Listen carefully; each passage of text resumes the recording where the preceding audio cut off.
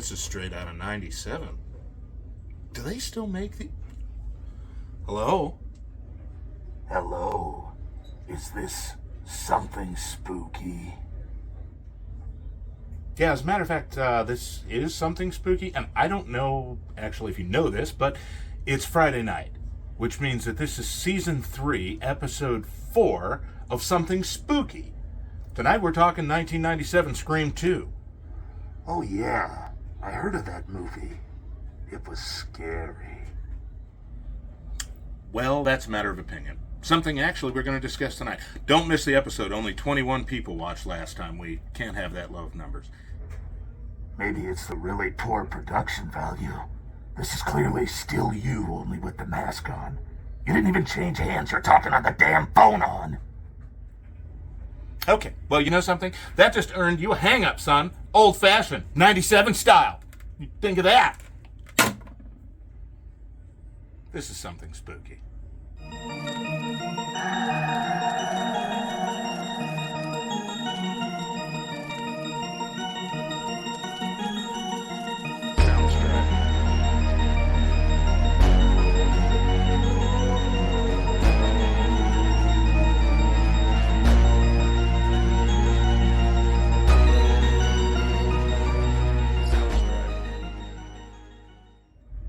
Kevin Williamson actually wrote the original screenplay for Scream 1.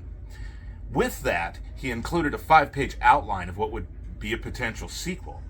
He did this in hopes that Dimension Films would not just buy into one film, but a franchise.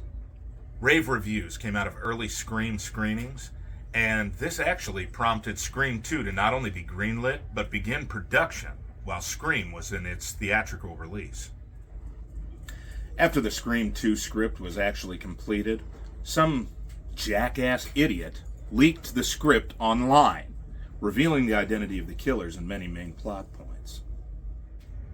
This left Kevin Williamson frantically trying to put together a new script. Frequently, the cast and the crew would be shooting with incomplete pages. Because of the rushed shooting schedule of the film, as well as the incomplete pages that I mentioned previously, Wes Craven, the director of 4 of the original Scream films, actually had to work the script, finish the pages, just so that they could have the scene shot on the fly. Television's Buffy the Vampire Slayer and I Know What You Did Last Summer actress Sarah Michelle Gellar had a short but memorable role in Scream 2. She actually said that she took the role in Scream 2 because she so loved the first Scream. Laurie Metcalf was fresh off of her tenure on the television sitcom Roseanne. Her casting as the evil and vengeful Mrs. Loomis actually was an optimistic one. It was optimistic in that people had hopes that somebody could take her as anything other than a zany, goofy actress. It also shined through. It was optimistic, worked out. All the way back when Scream 1 was made. After the completion of the shooting, Wes Craven had to fight tooth and nail to get the movie an R rating. This exact same thing would happen with Scream 2. The way that he got around it in Scream 1 is that he said, this isn't a horror movie, all this gore and blood and things that we're seeing.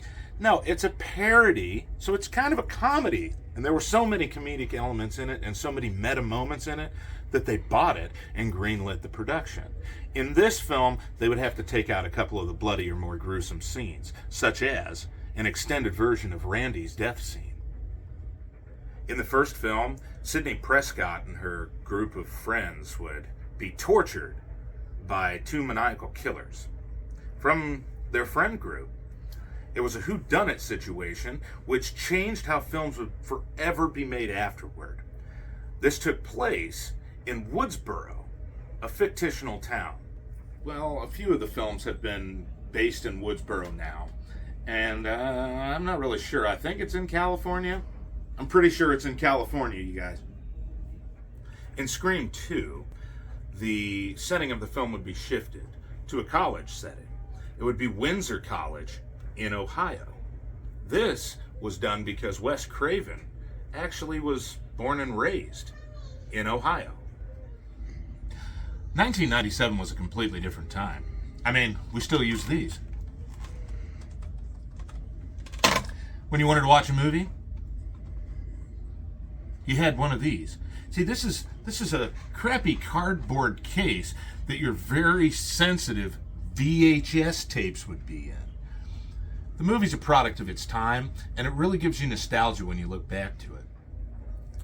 Also, very much like the first film, this movie makes a lot of references to other horror movies, and it does continue that meta approach. Sidney Prescott is back. She is a college student now at Windsor College, and she's got a whole new friend group, with a couple of old friends thrown back in, Randy and Dewey. Of course, Courtney Cox shows back up as Gale Weathers, and, hey, spoiler alert, she punches that bitch again. See, I'm a dude, but if I were a chick like Sidney Prescott, I wouldn't have slapped Gale Weathers for part 1 or part 2 Gale Weathers. She was a bitch, sure. She was a money-grubbing, stab-you-in-the-back kind of individual. But in Scream 3, she had the bangs? I don't even know what that... I'd have slapped the shit out of her for that. Listen, when it starts to look ridiculous, shave it off. Sidney gets a new boyfriend, a new love interest, which she's distrustful over because her last one, well, murdered everybody that she cared about, including her mother a year prior to the events of the first Scream. But, okay, this progresses to a whole swerve. Once again, we're left to figure out who the killers really are.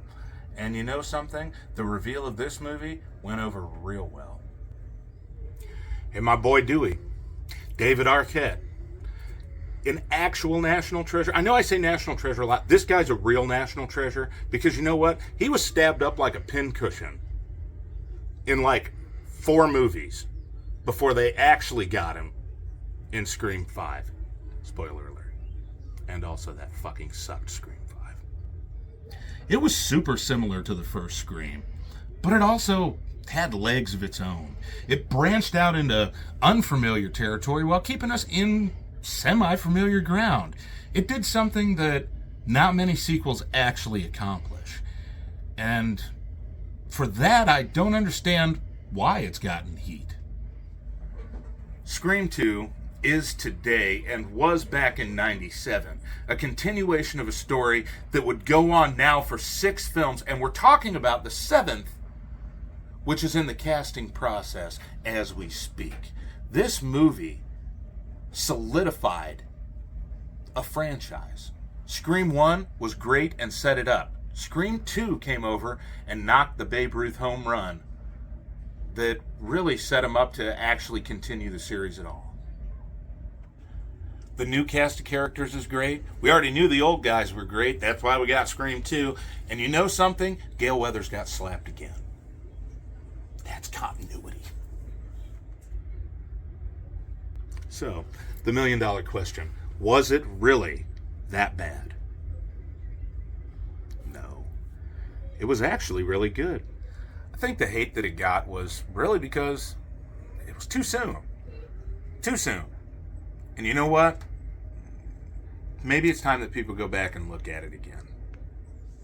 So, you know what to do. See that movie? We'll see you next Friday. Stay spooky, folks.